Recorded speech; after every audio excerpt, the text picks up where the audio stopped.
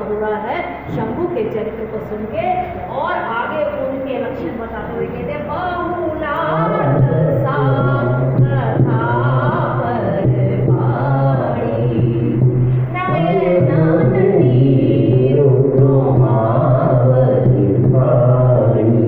तो स्वामी जी पहले तो भीतर का वर्णन करते हैं कि उनको अति सुख हुआ। सुख किसको होता है? मन को। सुख और दुख दोनों मन के लक्षण। सुख हुआ है परमात्मा की कथा सुनकर, और बाहर से उनकी जो भाव भंगिमा दिख रही है कि नयनन नीर, आंखों से आंसू निकल रहे हैं, और रोमावली ठाड़ी, रोम कूप जो है वो उनके खड़े हो गए। ये है सही में जो सच्चे श्रोता होते हैं उनका लक्षण गोस्वामी जी बताए। जब तक कथा सुनते हुए हरि का नाम लेते हुए ये हमारी अवस्था नहीं आती है, तब तक हम अभी समझें कि कथा पे हमारी उतनी प्रेम नहीं। क्या बोलते हैं? बहुलालसा कथा परवाड़ी। किसी ने बहुत सुंदर बोला था कि गोपियों, स्वामी कल्याण देव, कि गोपियों का जो प्रेम है ना, वो गोपियों का प्रेम लालसा है, कृष्ण की उनकी लालसा है। लालसा का बड़े ही प्यारा कोमल शब्द है ये, कि जिसको देखकर, जिसको सुनकर मन ना भरे, बार बार उसको सुनते रहो, बार बार उसको देखते रहो, वो लालसा है। भरद्वाज जी आज श्रोता के रूप में हरि का चरित्र, शिव का चरित्र सुनते नहीं पाते हैं, और आंखों से आंसू बहे जा रहे हैं, और रोमावली खाड़ी है। और वो लक्षण अरण्य कांड में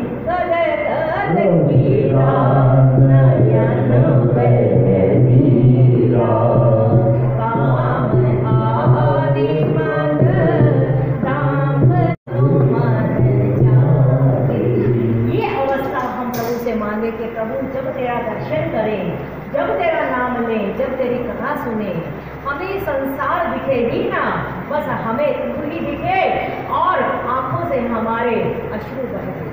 और जितने जितने हमारे अश्रु बहेंगे उतना उतना ही हमारे अंदर का मैल जो रहा है वो साफ होगा। देखो ज्ञान तो या किसी को देना नहीं है, सब ज्ञानवान है। वो स्वामी जी खुद ही कहते हैं श्रोता वक्ता ज्ञान निधि। पहले श्रोता का नाम आया कि श्रोता वक्ता ज्ञान निधि कथा राम कहते। सबने यहाँ ज्ञान पढ़ा है, यहाँ कोई ऐसा नहीं है, परमात्मा ने सबने प्रेम देके भेजा है, ज्ञान देके भेजा है, लेकिन कुछ वासनाओं के, विकारों के, हमारी जो यहाँ रही आसक्तियाँ हैं, उनका कुछ मैल हमारी आत्मा पे पड़ गया, और उससे हमारी आत्मा का अपना सौंदर्य थोड़ा छुप गया। शास्त्र, संत, सद्गुरु आते हैं हमारी आत्मा को शुद्ध करते हैं।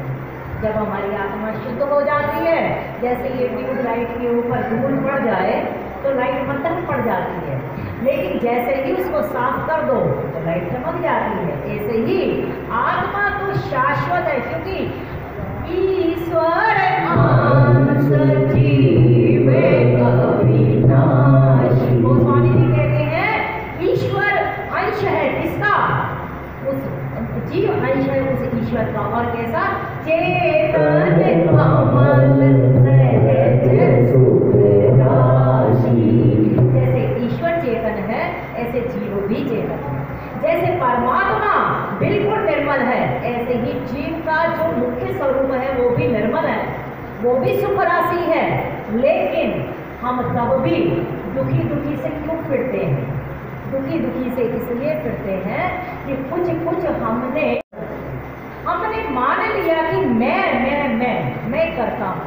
जिस दिन ये मैं का ये हमारा ये छूट जाएगा, उसी दिन ही यही अवस्था हमारी हो जाएगी। और ये वो स्वामी जी कहते हैं प्रेम भगति जल बिनु रघुराई, अभियंतर मल कबहू न जाए। ये बिल्कुल डंके की चोट पे उत्तरकांड में गोस्वामी जी कहते हैं कि जब तक अंदर हमारे प्रेम भक्ति नहीं पैदा होगी और उससे उत्पन्न हमारे अश्रु नहीं आएंगे, तब तक हमारे अंदर का मन साफ नहीं होगा। रोज ही तो देखते हैं हम लोग कपड़ा धोते हैं, साबुन लगाओ, अब साबुन लगाते जाओ, अगर पानी नहीं डालोगे कपड़ा फट जाएगा लेकिन साफ नहीं होगा। लेकिन अगर उस पर पानी डालोगे थोड़ा गीला करके और फिर साबुन लगाकर उसको रगड़ोगे तो साफ हो जाता है। इसी तरह हमारी आत्मा पे सत्संग का साबुन लगे और हमारे अंदर से प्रेम भक्ति का जल अगर हमारा होगा, अपने आप ही घटना घट जाए। और ये किसी को कुछ करने का काम नहीं है, ये स्वयं की साधना है, स्वयं ही हमें करनी है। बच्चे को लाख पढ़ाएं कि बेटा तू पढ़ ले तेरे नंबर आ जाएंगे, तू टॉप कर जाएगा तो कर ले। अब बच्चा पढ़ने को ही तैयार ना, क्लास में बिठा दिया तो भी वो ना करे, टीचर भी कितना कर लेगा ना, किताबें भी कितनी कर लेंगी। साधक तो खुद ही सोचना है कि मुझे इस संसार में अभी और ये 84 के चक्कर में फिरना है या मुझे यहाँ से अपना मोक्ष प्राप्त करना। तो यहाँ गोस्वामी जी कहते हैं कि भरद्वाज जी की श्रोता के अपरूप में अवस्था क्या है कि आंखों से नीर बहे जा रहे हैं, रोमावली उनकी हो रखी। और गोस्वामी जी कहते हैं कि प्रेम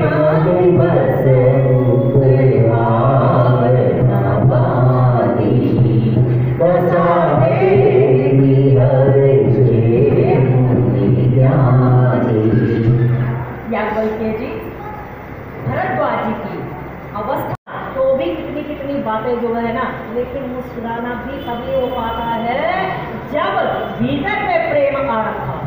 जब भीतर में जो इच्छा रखा होगा तो वो तो आंखों से भी अग्नि निकल रही थी।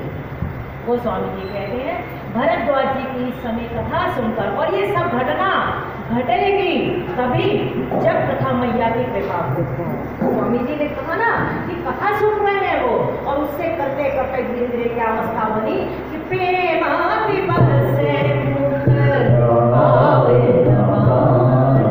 वाणी रुक जाती है। जब बहुत समय के बाद बच्चा अपना विदेश से या कहीं से आता है तो आप और अनएक्सपेक्टेड पता ना हो और एकदम माँ दरवाजा खोले और देखे सामने बेटा, तो जो अवस्था उस समय होती है उसको आंखों में आंसू आ जाएंगे, आश्चर्य होगा और वो बोल नहीं पाएगी। वो स्वामी जी कहते हैं भरद्वाज जी की भी ऐसी ही कथा सुनकर अवस्था हो गई है कि प्रेम के बस होकर उनसे मुझसे कुछ बोला नहीं जा रहा। और इस दशा को देखकर याज्ञवल्क्य जी बहुत प्रसन्न है और कहते हैं अहो धन्य तव जन्म मुनीसा, तुम्हारी प्राण सम प्रिय गौरीसा। हे मुनीश्वर यानी भरद्वाज जी आपका जन्म धन्य है। जिसको इतना प्रेमा भक्ति मिल जाए सही में उसका जन्म धन्य है। क्यों? क्योंकि तुम्हें गौरीसा मैंने भगवान शंकर प्राणों के समान किए। तो शिव पद कमल जिन बिरति नाई, रानी के सपने न सुहाई। याज्ञवल्क्य जी भरद्वाज जी को कहते हैं कि शिव जी के चरणों में, चरण कमलों में जिसकी प्रीति नहीं है उसको ऐसे ही आंसू किसी के नहीं आते। आप ज्ञान की बातें खूब कर सकते हो, विचार की बातें बहुत कर सकते हो, लेकिन कोई कहे कि आप परमात्मा का नाम लेके आंसू आ जाए तो वो जब तक हमारा ये राग रूपी चित्त, ये जो कठोर चित्त है, जब तक ये भीतर द्रवित नहीं होता तब तक आंसू तो नहीं आता। तो इसीलिए और परमात्मा को क्या प्यारा है, जय दीन पियारे तेग पुकारे द्रवो श्री भगवान। प्रभु द्रवित तभी होते हैं जब हम दीन बनते हैं, और जब दीन बन जाते हैं तो फिर तो अपना कुछ रहता ही नहीं है। प्रभु तो यहाँ प्रेम की अवस्था ऐसी बन गई भरद्वाज जी की। और याज्ञवल्क्य जी देखकर, क्योंकि जब श्रोता बड़े प्यार से और आनंद से सुनता है तो ये बड़ा ना एक इन्फेक्शियस रोग होता है, देख के आनंद आता है। कहते हैं 4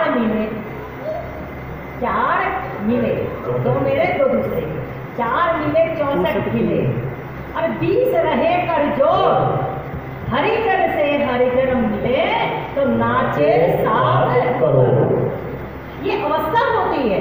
अगर आप कोई दूसरा मुस्कुरा रहा होगा तो आप कोई बहुत ही कठोर बात है, वरना हंसी एक बार तो मुस्कुराहट आ ही जाती है। इसीलिए मुस्कुराते रहो, गुनगुनाते रहो, मुस्कुराते रहो, गुनगुनाते रहो। जीवन संगीत है, रस मिलाते रहो, मुस्कुराते रहो। और कुछ दे या ना दे, सबसे बड़ा दान मुस्कुराहट का दान। जो छोटी मछली होगी वो इस माया जाल से निकलती चली जाएगी। तो स्वामी जी कहते हैं कि जो बिना छल के शिव के चरणों में प्रीति रखता है, प्रेम रखता है, वो सही में राम के चरणों का सही में उपासक है। ऐसे उसके भक्त के लक्षण होते हैं। और किस लिए इतनी महिमा दी जा रही है? इसी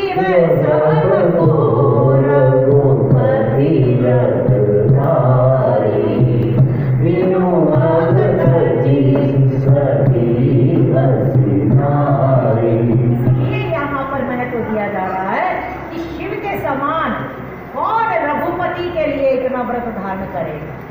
अरे सिर्फ इतनी सी तो बात थी कि उनकी पत्नी एक यहाँ कह रहे हैं कि बिनु अग तजी, याज्ञवल्क्य जी अभी भी सती को बिना पाप का मानते हैं कि उसने कोई पाप नहीं किया, क्योंकि माँ जो रूप लेकर गई सीता जी का तो कोई गलत मंशा से नहीं लेकर गई। एक उनको जिज्ञासा हुई थी, परीक्षा लेने के लिए, हाँ एक उत्सुकता थी कि ये क्या है जो ये मेरे पति इनको प्रणाम कर रहे हैं, जबकि दिखने में तो ये ऐसे नहीं लगते हैं, साधारण मनुष्य हैं। तो वो परीक्षा लेने गई हैं। तो ऐसा कोई भयंकर पाप तो नहीं था कि जिसकी वजह से भगवान शिव को उनको त्यागना पड़े। लेकिन शिव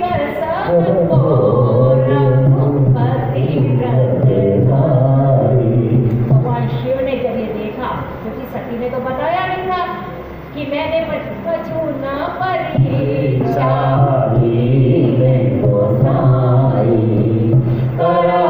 प्रणाम तुम्हारे नारी। तो वहां पर भगवान ने देखा जब ध्यान में कि इसने सही में सीता का रूप लिया है, तो उस समय बोले तो कुछ नहीं, लेकिन सम्मुख आसन भी पसंद नहीं करते। एक कितना सुंदर सामंजस्य गोस्वामी तुलसीदास जी ने शास्त्र के माध्यम से किया। जिस समय की ये रचना है उस समय शैव और वैष्णवों का आपस में काफी वो रहता था, हम बड़े। बेसिकली जो बड़े लोग होते हैं, आचार्य लोग होते हैं, वो कभी मतभेद नहीं करते। उनके जो पीछे उनके अनुयायी होते हैं वो मतभेद कर जाते हैं। भगवान शिव परम वैष्णव है। भगवान शिव राम के बिल्कुल, जिसको कहते हैं स्वामी सेवक सखा सीएपी, वो उनके 3 प्रकार का नाता है। स्वामी भी मानते हैं, सखा भी मानते हैं और अपना प्रेमी भी मानते हैं। लेकिन जो शैव पीछे जो उनकी परंपरा के लोग आ गए, तो उस समय भक्ति काल में बहुत सारा ऐसा विरोध चलता है। तो गोस्वामी जी, क्योंकि ये संवाद का शास्त्र है, इसीलिए शैव और वैष्णव परंपरा को आपस में सेतु बनाने के लिए ये गोस्वामी जी यहाँ लिख रहे हैं कि जिसने राम को प्राप्त करना है उसको पहले शिव के चरित्र में प्रीति होनी चाहिए, शिव के चरणों में प्रीति होनी चाहिए। और गोस्वामी कहते हैं बिनु छल विश्वनाथ राम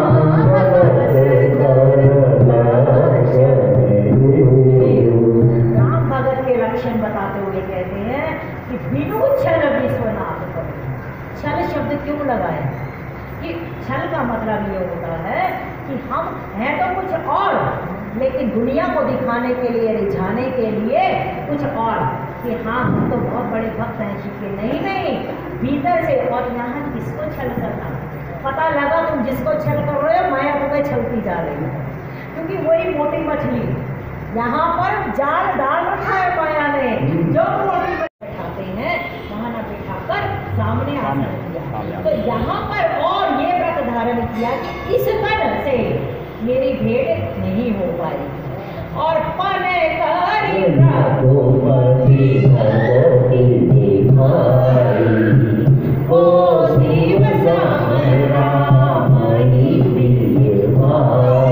अपना मन करा, मैंने अपना व्रत निभाया और भगवान राम के चरणों में अपनी भक्ति दिखाते हुए अपने दाम्पत्य जीवन को भी उन्होंने एक उस पे लगा दिया। सब जानते ही हैं, वो शिव चरित्र जैसे सती जी ने जाकर दक्ष की यज्ञ में अग्नि के अंदर अपना शरीर दिया था। और आगे कहते हैं कि प्रथम ही में करी शिव चरित्र पूजा मरम तुम्हार, सुनि सेवक तुम राम के बहुत समस्त विकार। यहाँ पर यदि कह रहे हैं भरद्वाज जी को कि भरद्वाज जी, मैंने आपकी भी परीक्षा ले ली है, आप भी उस परीक्षा में उत्तीर्ण हुए हैं। आप शिव चरित्र सुनकर जो आनंद है, इससे ही मैं जान चुका हूँ कि आप राम के चरित्र को सुनने के अधिकारी हैं। और ये अंत में भी आता है कि ये अधिकारी को राम कथा के तेई अधिकारी जिनके सत्संगति अति प्यारे। हर किसी को सुनाने का भी नहीं, जिनको सत्संग प्यारा है उसको ही सुनाया जाए। तो वो स्वामी जी अब याज्ञवल्क्य जी के मुखारविंद से आगे राम कथा और कैसे चलेगी गंगा उसकी, उसका कुछ वर्णन किया जाएगा।